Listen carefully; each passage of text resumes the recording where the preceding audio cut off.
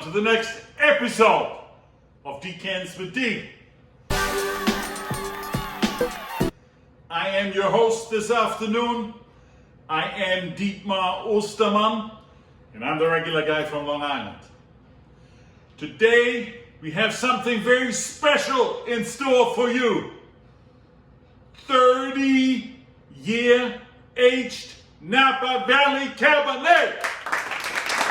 I have here with me today a 1988 Spring Mountain Cabernet, Mountainside Cabernet.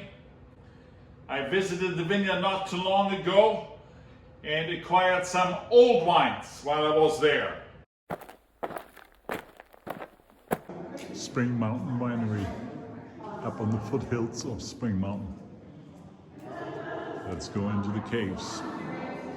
Here are the steel fermentation tanks and the caves. Happened in the 70s, So this is all hand carved, actually, still. so this side is the hand carved. Okay, it stops This is here. Up to here, Okay. and then this is all restored, and then added on. Yeah, it was not. This is 20,000 square feet of caves. And this is our tasting table set up. And I also have with me 10 years younger, in 1998, Groth Cabernet. Groth Cabernet specialty features in my 2016 Napa Cabernet showings that I've copied here with a link at the bottom in the text. So let's try and see how a 1998, by now 23-year-old Napa Cabernet and a 33-year-old Napa Cabernet from 1988 are faring today in 2021.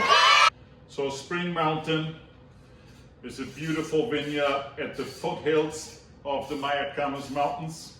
The cork broke, so we have to be a little bit careful here and go double in against the side wall more carefully.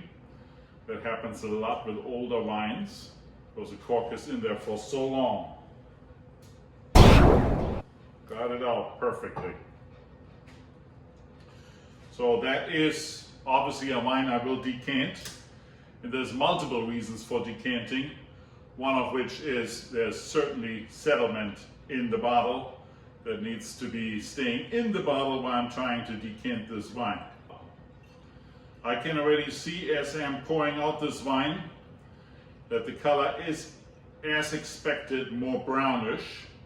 That comes with the years and the oxidation that goes on in the bottle, because the cork does let in small little amounts of oxygen. Let's check it out in this more roundish Cabernet Sauvignon Riedel glass. Beautiful old wine color. The color is still brilliant, has still beautiful lines in the glass, even though the lines are not as strong anymore. Back in 1988, 13.5% alcohol, that's considered to be medium alcohol level, and actually for Napa Valley Cabernet is quite low on alcohol. The color is little bit see-through. I can see the other end of the glass. It's a beautiful, sparkling ruby red color. I would have not expected this. I think the color is exceeding my expectations considering the age. Let's give it a sniffy sniff. Some red berries and blackberries in the background, not pronounced. Wood accents and cork accents are coming on the side into the aromas. A little bit of toastiness. Lots of secondary and tertiary notes in addition to fruit, which comes through the winemaking process and the long aging in the bottle that this wine has behind it. Overall, more like when you drink a very old French Bordeaux, those type of aromas. Very interesting. Let's give it a whirl.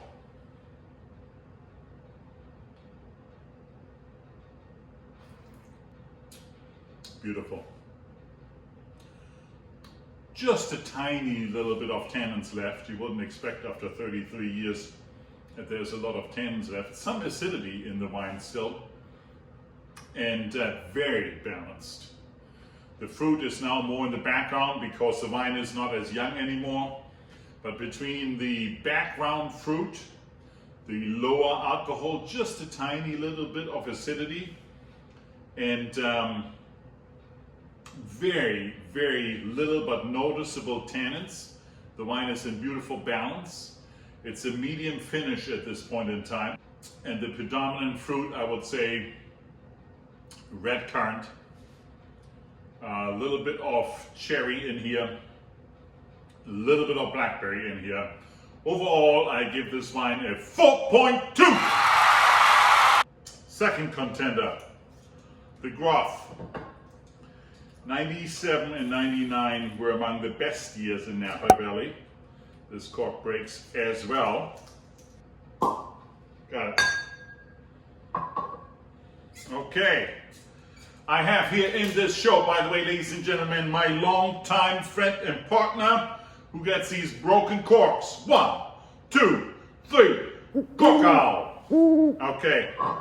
This wine too gets decanted in my Riedel decanter. Again, I see a more brownish color, as you would expect from the oxidation that goes on in the bottle.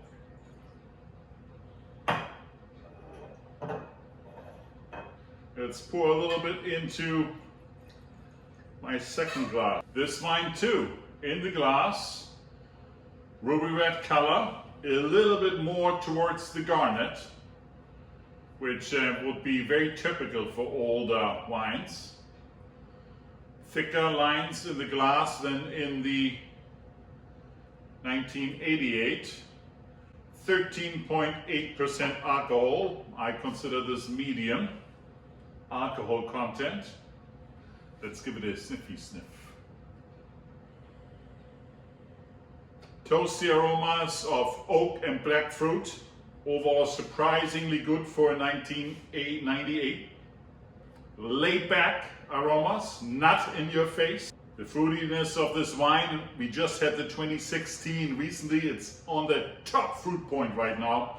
This wine obviously 18 years older. The fruit is very much in the background.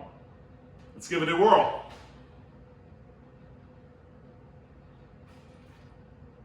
Still good, ladies and gentlemen. A little bit more towards the flattish side. It's an elegant, balanced profile. The fruit is more on the blackberry side than on the red berry side, as in the Spring Mountain. And it's laid back. There's no noticeable acidity, no noticeable tannins, and the alcohol level is medium. The wine very balanced, so it drinks quite easily. I'm positively surprised because I was knowing that 1998 is a challenging year. This wine is surprisingly good as well, ladies and gentlemen. I have to give it a 4.0. So here is it. Both of these older wines, 33-year-old wine, 23-year-old wine, are fantastic in drinking, which proves the point that great Napa Cabernets, just like French Bordeaux, if properly stored, can last 30 years. And all of these two, the winner is the Spring Mountain 1988, right to the vineyard. They may still have some in their mountainside storage. That's the show, ladies and gentlemen. If you liked it, please like it and subscribe it. And follow me on Vivino on Instagram. And watch this show next Sunday again.